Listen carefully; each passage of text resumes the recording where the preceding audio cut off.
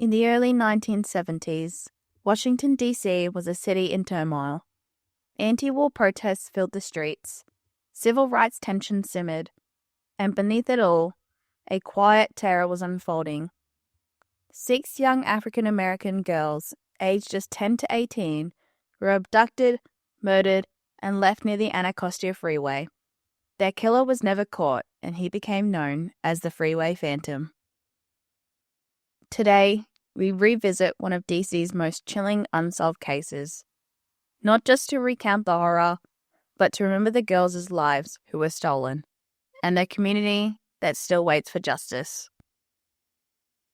This episode contains descriptions of child abduction, sexual violence, and murder.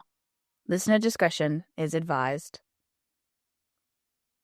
In the early 1970s, Washington, D.C. was a city transformed by social upheaval and political protest.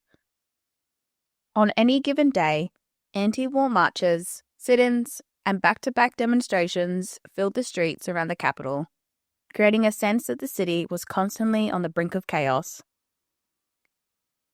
Economic stagnation and white flight had hollowed out many neighborhoods east of the Anacostia River. Job losses in manufacturing and the federal slowdown hit black communities especially hard, driving up poverty rates and fueling a spike in street crime. At the same time, the city's population was becoming more transient. Commuters streamed in each morning along widening highways, then melted away by dusk, leaving residential blocks feeling isolated and vulnerable. It was against this backdrop that the Anacostia Freeway, I-295, cut through southeast DC, bisecting neighborhoods and carving a dark corridor at the city's edge. The newly built freeway offered dimly lit ramps, overgrown shoulders, and countless blind spots, terrain that would soon become a dumping ground for a predator. With police resource stretched thin by protests and urban unrest, and local media focused on national headlines, the quiet disappearances of young girls would go largely unnoticed until it was too late. On April 25, 1971, 13-year-old Carol Denise Spinks stepped out of her family home in southeast DC, clutching a few coins and a small shopping list. She was headed to the 7-Eleven just a block away, a routine errand for the bright 9th grader. Carol loved to sing along to Motown hits on the radio and dreamed of joining her school choir. Carol's afternoon started like any other. She waved goodbye, promising to be back before dinner. When the sun dipped below the horizon and Carol still hadn't returned, Carol's family's worry turned into desperate calls to neighbors, then to the police. No one had seen her since she left the corner store. 5 days later, on April 30th, a commuter spotted a young girl's body near an overgrown ramp off the Anacostia Freeway. Investigators confirmed it was Carol. She had been sexually assaulted and strangled, her school shoes missing.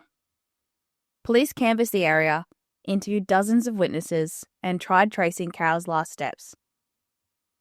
They tracked the coins she'd spent and checked traffic cameras, rare in 1971, but every lead led to a dead end.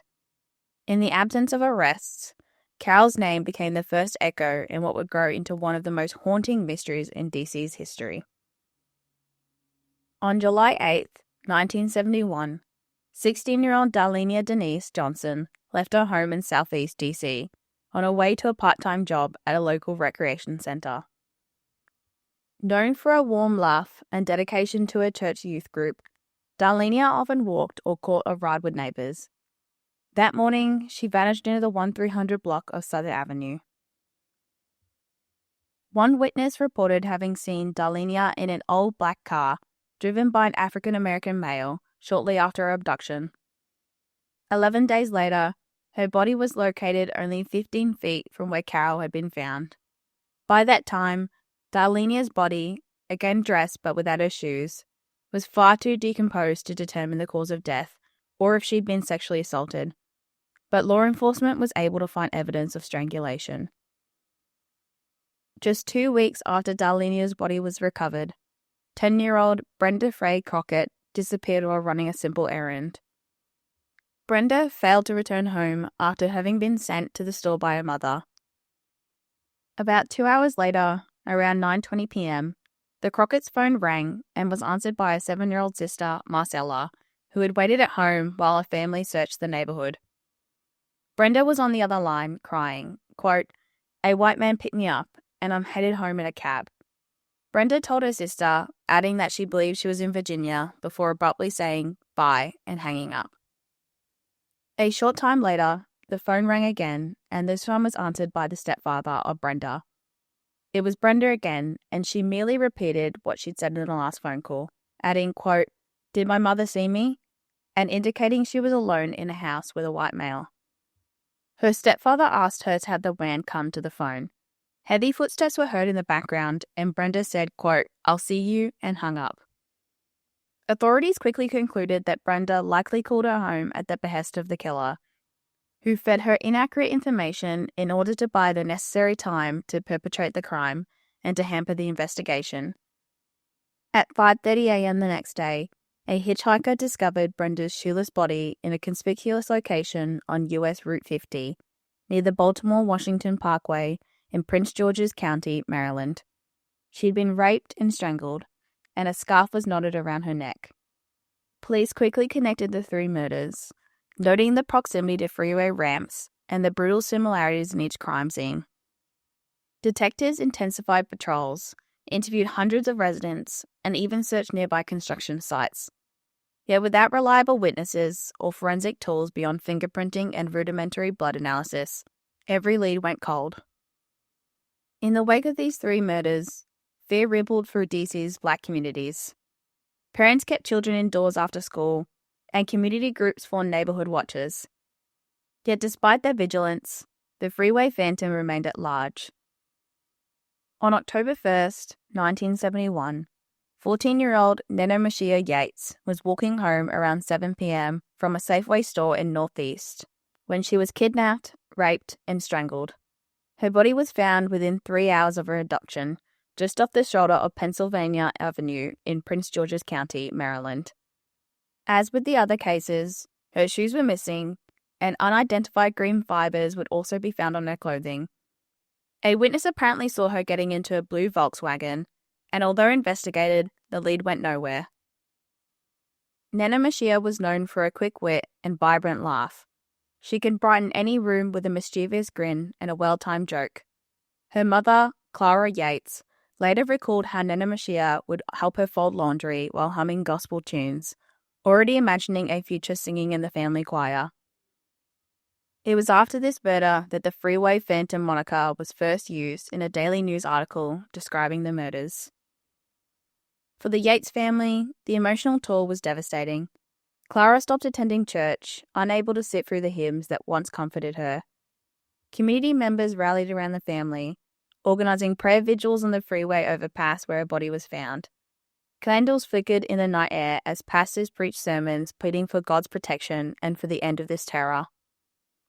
Detective Charles Allgood, the lead investigator on the case, later admitted that the Freeway Phantom's crimes were beginning to feel personal. He pored over every case file, convinced that a mistake, one overlooked witness, one misfiled fingerprint, held the key to stopping the killer. On November 15th, 1971, 18-year-old Brenda Denise Woodward was on her way home after having dinner with a high school classmate. Brenda boarded a city bus around 11:30 p.m. to return to her Maryland Avenue home. Approximately 6 hours later, a police officer discovered her body, which had been stabbed multiple times and strangled, in a grassy area near Prince George's County Hospital, along an access ramp to Route 202 from the Baltimore-Washington Parkway. Unlike the other victims, she was still wearing her shoes, and a coat had been placed over her chest. One of its pockets contained a note from the killer. Part of the note read, "Catch me if you can, Freeway Phantom." Based on handwriting samples, authorities surmised that the note, written on paper cut from the victim's school notebook, had been dictated and handwritten by Brenda. They also speculated that, given the absence of indicators of duress in the writing, apart from evidence of dysgraphia, a learning disability that affects the ability to write, she may have known her kidnapper. The Phantom's final victim was claimed almost a year later on September 5th, 1972. A 17-year-old Ballou High School senior, Diane Williams, cooked dinner for her family and then visited her boyfriend's house. She was last seen boarding a bus at 11:20 p.m. near his house. A few hours later, her strangled body was discovered dumped alongside I-295, just south of the district line. As with the other victims, her shoes were missing, but no signs of sexual assault were found, although traces of semen, assumed to be from the boyfriend, were found. At the time, Washington, D.C. resembled a city of perpetual war within itself. Behind the headlines, however, another crisis was unfolding in the city's southeast quadrant. The abductions of 6 young girls, Carol Spinks, Darlenia Johnson, Brenda Crockett, Anacostia Yates, Brenda Woodard, and Diane Williams. Detectives assigned to these homicides found themselves caught in an impossible tug-of-war between crowd control and the pursuit of a predator. By early 1972, a multi-agency task force was formed, bringing together Metropolitan Police Force, Prince George's County Police, and the FBI. They pulled case files, compared victimology, and sought a behavioral profile from the FBI's Behavioral Science Unit. The profile suggested an African-American male in his late 20s to early 30s, familiar with the victim's neighborhoods, comfortable approaching children, and likely employed in a job requiring freeway travel. But forensic science in the early 1970s was limited. DNA testing did not exist, semen samples could only be typed for blood group, and fingerprint comparisons were done manually. Trace evidence like fibers of hair could suggest a possible source but rarely provided definitive proof. Several suspects were investigated. The so-called Green Vega rapists, a gang responsible for a series of abductions and assaults in the area, came under scrutiny when one member allegedly confessed to the Freeway Phantom murders while in prison, only to later recant. Another suspect, Robert Askins, a convicted murderer with a history of violence against women, was investigated in 1977. Police found women's shoes and other items in his home, but nothing conclusively linked him to the crimes. Leads involving possible military personnel were also explored, given the proximity to some dump sites to military installations, but these too went nowhere. The investigation had been hampered from the start by delayed recognition of a serial pattern, jurisdictional rivalries, limited forensic capabilities, and deep mistrust between law enforcement and the black communities most affected. Mistrust was fueled by most cases not being pursued with the same urgencies as those of white victims. Over the decades, cold case units have revisited the files, hoping that preserved biological evidence might yield a DNA profile. Retired detectives like Romaine Jenkins have spoken publicly about their frustration and the haunting nature of the case. Yet despite thousands of pages of reports, interviews, and evidence logs, the Freeway Phantom has never been identified. The investigation remains one of the most notorious unsolved serial murder cases in US history, and a stark example of how systematic failures in coordination, resources, and community trust can leave the most urgent cases without justice. 17 months, 6 young lives were stolen, 6 grieving families left with only questions. In December 1972, the Freeway Phantom Task Force disbanded, convinced they pursued every lead.